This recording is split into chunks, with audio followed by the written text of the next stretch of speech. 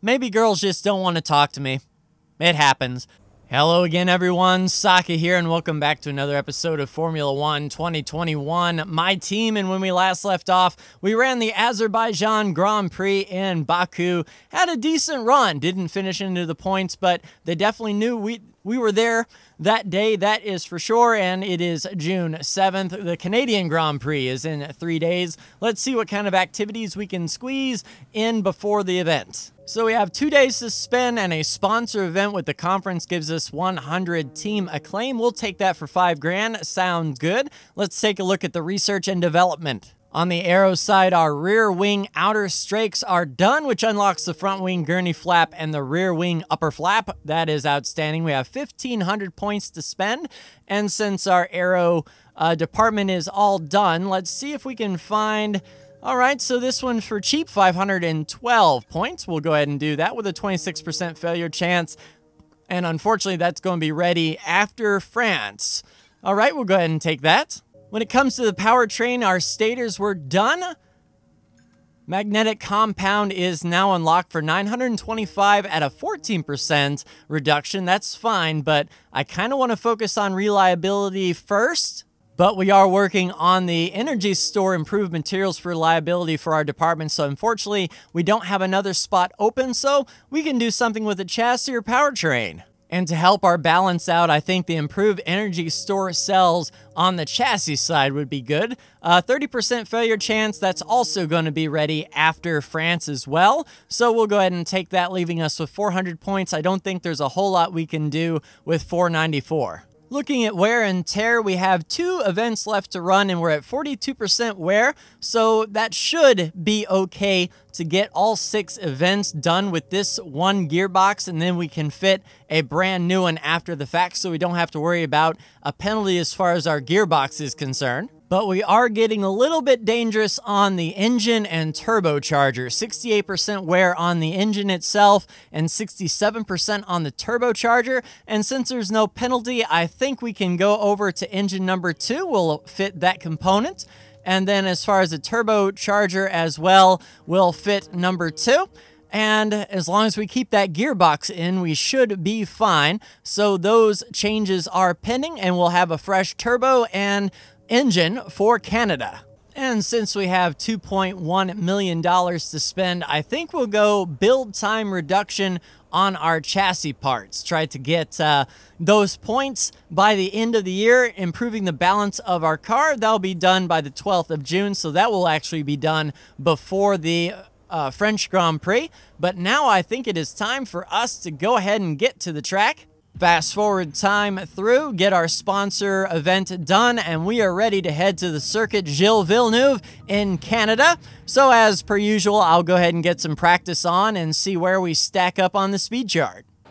So at the end of practice 1, a very good time for us in 9th place on the hard tires. However, rain came about halfway through the session. A lot of these guys below me probably didn't get to go out and make a clean, sunny run, but I was able to get the qualifying program complete and part of the track acclimatization program complete. Didn't get to touch the race setup at all, so hopefully practice 2 is going to be a little bit more clearer and drier. Alright, so as you can see in the background, rain decided to come into practice 2, but the back half, and I was able to do a race program on medium tires, and only 3 of us used mediums that round, and I was second, even faster than the Red Bull of Sergio Perez by 2 seconds. So I don't know if Sergio was sandbagging or doing something else entirely, but feeling pretty good. But practice 3 is where I'm going to do my last program and get on softs probably and see if I can put down an even faster lap. So it looks like the session stayed dry the entire time and everyone went out on softs, and we ran 16th. Nobuharu ran 19th. I don't think we're going to make it out of Q1, but we may if we get lucky. We're just going to have to see if we catch a lucky break. So on to Q1. And we got 300 extra development, 600 boost, 1,354 extra research points. And let's see what kind of reductions we got. So our rear wing upper flap with a 5%, the cylinder head additional reduction there, the reliability testing additional. Let's take a look at the engine power, the powertrain goodies, the ignition system, that's a nice reduction. Magnetic compound, another 4%, and another ignition system reduction. That's what I like to see. A little bit more acclaim, we're still level 4. Matsushita is still in 6, but 7 1/3. A little less than 7.5 on the acclaim. 10, of course, is that magic number where we get our next secondary sponsor.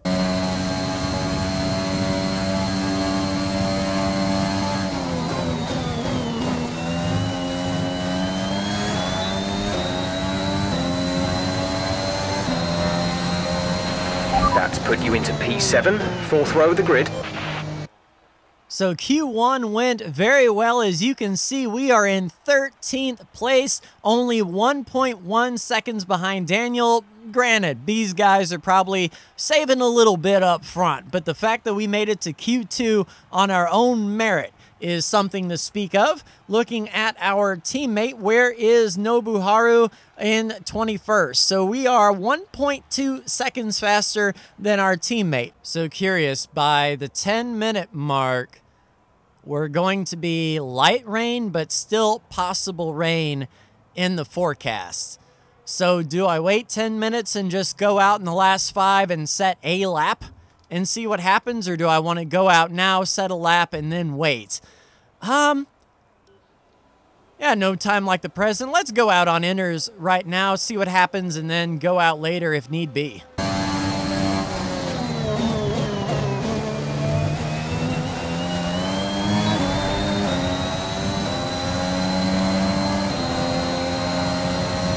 Well, an A for effort for sure. At the end of Q2, it was a very rainy start up until about 3 minutes. Then the track was finally dry enough to go on slicks, and we went on the softs and missed Q3 by 1/10 of a second. So I cannot be bad. Our best start of the year since I've restarted or reset the AI difficulty. So I'm going to feel really well. We only need to make up 2 spots in the race to finish in the points and complete our year-long goal of 2 points finishes. So I will see you on the grid for the start.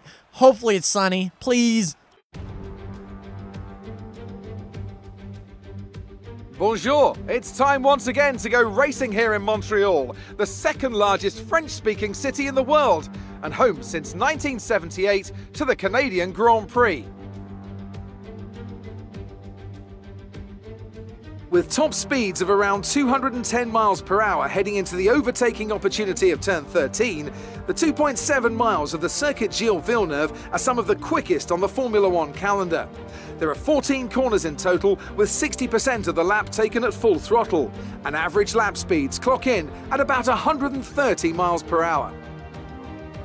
And I'm joined once again by Anthony Davidson to bring you the lowdown for today's race. So, let's briefly discuss Lewis Hamilton. That was a great win in the last race. Can they keep that momentum going this weekend? It's always nice to come into a Grand Prix weekend on a high, but your expectations are based much more on your practice and qualifying runs. So it's the momentum from those sessions that they'll be hoping to carry into the race today. With the race minutes away from starting, here's what today's grid rundown looks like. Young superstar Max Verstappen starts from pole position, and Valtteri Bottas will line up alongside. Looking at the rest of today's grid, we have Leclerc, Norris, Carlos Sainz, and Vettel, Tsunoda, Fernando Alonso, Mick Schumacher, and Sergio Perez, Hamilton, the Tigress, Daniel Ricciardo, and Gasly, Ocon, Raikkonen, Antonio Giovinazzi, and George Russell, Mazepin, Matsushita, Latifi, and Lance Stroll brings the grid to a close. And with preparations almost complete, let's head down to the track. All right, ready to go, and it looks like it'll be a sunny to partly sunny day, starting on soft tires for 8 laps and finishing the race on mediums for 10. So looks good to me. And I'm excited to get started here at Canada. NASCAR's raced here, so that means I've raced here, in sim at least. So let's see how comfortable we are in Formula One. Be my luck, there's going to be a mechanical failure or something.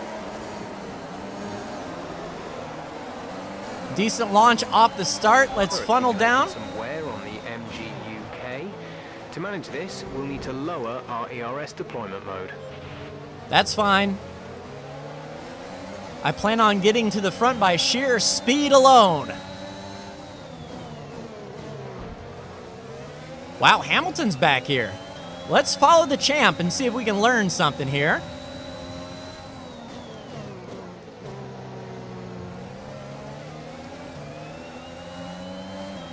With these long straightaways, I'm hoping to stay in the toe as much as possible.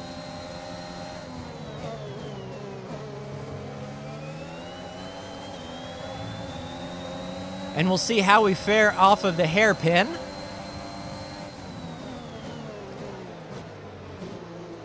Really slow into that hairpin. I think we could gain a little bit of time. And we'll use ERS down this straightaway, of course. Pull out to the left side of Hamilton. He doesn't block too awful much. Now this is the corner that really trips me up.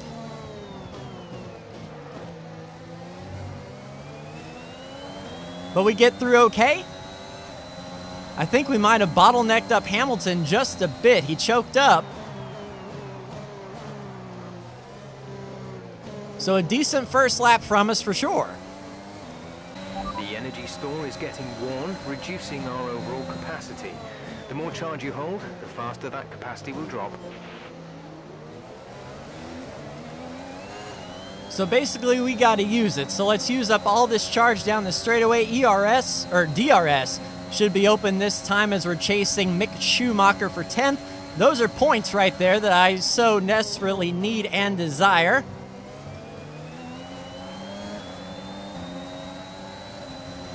Still a lot of pressure from behind, however. DRS will be enabled this lap. You can use it when within 1 second of the car ahead and in the DRS zone. And in the first corner, though, we kind of chopped Gasly, and that is a roadblock, blocking Hamilton and forcing drivers to reverse, back up, go around. So no worse for the wear for me, but unfortunately that messed up a lot of drivers' days, and poor Gasly can't get his life figured out. I think we may be close enough to Mick for DRS. Nope, not quite, but using all of our ERS down the straightaway.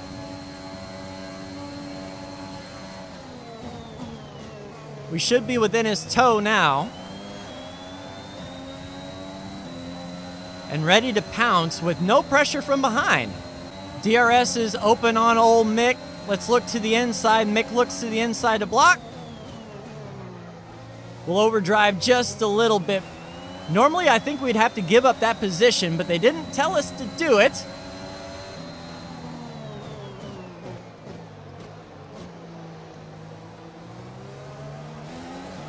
But Mick should have DRS on us this time. Let's get down this straightaway as fast as possible.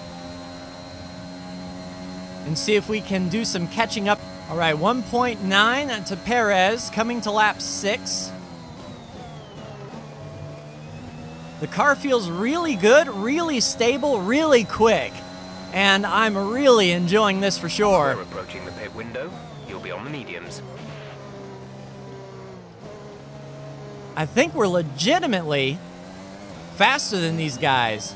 Yeah, we're getting into the braking zone in that hairpin much quicker. And all these guys are on soft tires, so we're pretty well even Steven as far as tire wear is concerned. So this is driving and performance, which I'm happy to see. Down to 1.3 seconds, coming to lap 8. And I believe next time, now let's follow these guys in. Let's do our undercut here.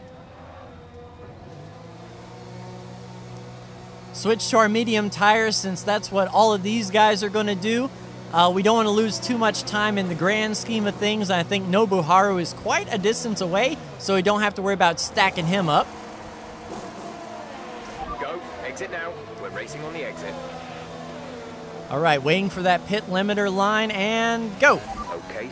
All right, we're going to have to be really careful coming up to these guys that haven't pitted just yet.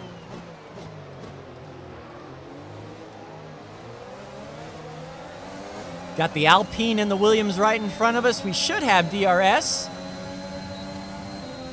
Everyone down the straightaway has DRS. We'll give them the space in case they want to come down to pit road.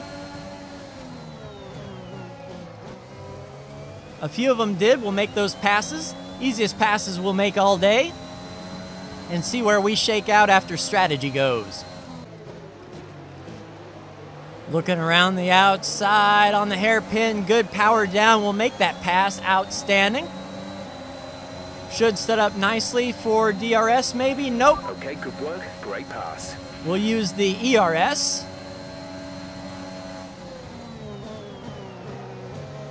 And there goes Nobuharu in the pits. Right on the tail of Sonoda and company. Coming down to the hairpin. That gives me turn 11 at Sonoma vibes for sure. Let's use that ERS, get that power going. DRS open on the outside. Wheel to wheel. Get that toe off of Mazepin.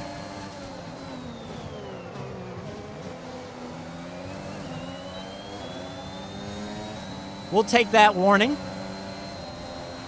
We've got a great chance of taking the position. Come on, we know you can do it. Haven't heard those messages before.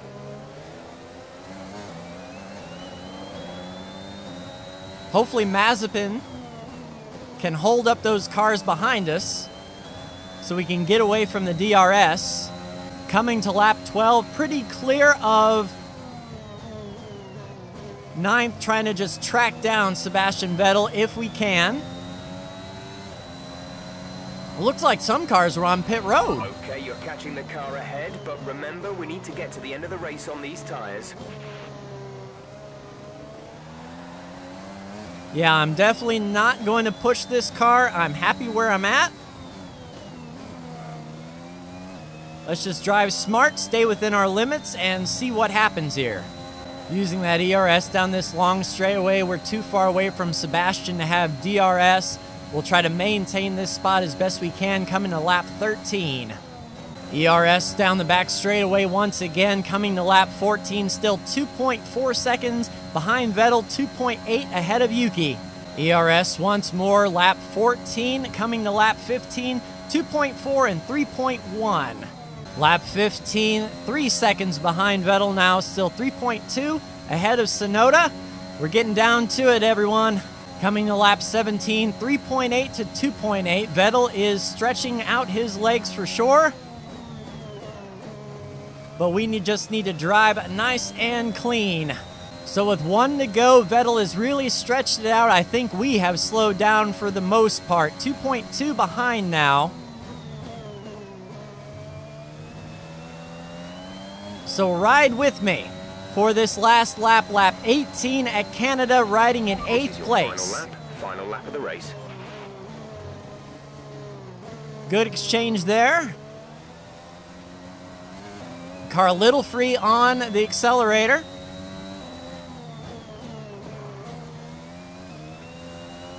Good power through there, nice and grippy still. Gap to car in front is 5.4 seconds. Yeah, I don't care about the car in front.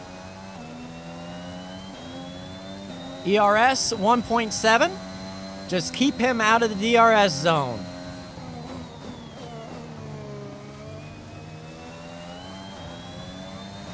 We'll use a little bit of ERS here.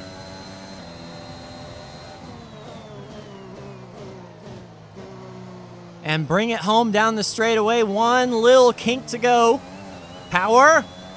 1.7, still not within DRS range, so we are going to run this thing out as much we can. Max Verstappen is your winner.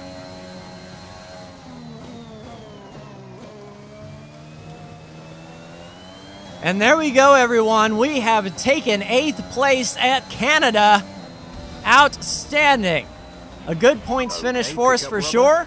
And our first legitimate point finish. Since the first race was a little bit lower on the AI, but that was incredible. And we're not even driver of the day. But you know what? I'm the driver of the day in my own heart. Truly magnificent drive then, and a great performance from the entire team to secure victory here in Canada. Anthony Davidson, how do you think they were able to set themselves apart today? But they certainly stood out as a driver with tons of confidence on the track. I think their ability to keep their cool, even during some of the more hectic parts of the race, meant they were able to capitalise on the mistakes of other drivers, giving them the opportunity to make their way to the top spot with ease.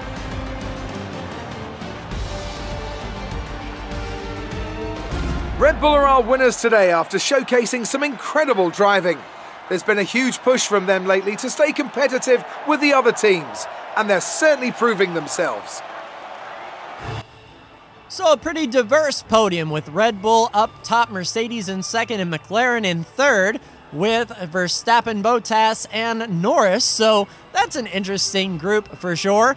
We'll have to take a look and see what happened to Hamilton. I think I got into him a bit. We'll have to see the final standings to see where he ended up for today. So Hamilton started in 11th and ended up finishing 15th, but Nobuharu started 20th, moved up to 17th. That's what I like to see out of the teammates. And we had a really good start in the first couple turns for sure. There's Hamilton to our left. Didn't think that Hamilton would be so far behind. And then once we got the power down and we started going single file, everything was awesome.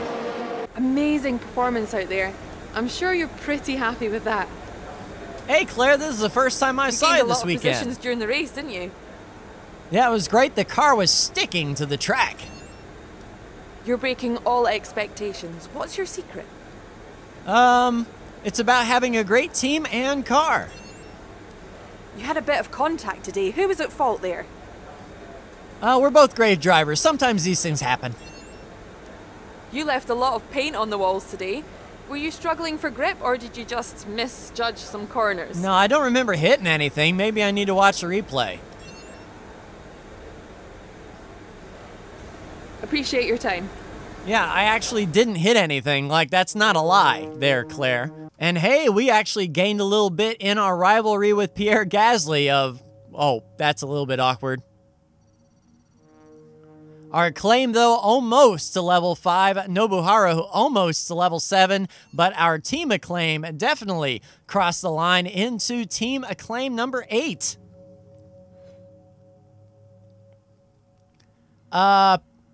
Dude, I answered 4 out of 2. Well, a little bit of damage, no worries, but Nobuharu brings back a nice clean car, leaving us with 1.23 million, and I'm going to have some words. I think our wine sponsor is drunk. We definitely answered 4 out of 2 questions. Maybe girls just don't want to talk to me. It happens. But we have 10 days to get ready for the French Grand Prix, and we had quite a good run. I'm not expecting the same results next time, but we will see. But that will do it for me. Like, share, and subscribe if you are so bold. Thank you so much for tuning in, and we'll see you next time in Formula 1 2021. Take care.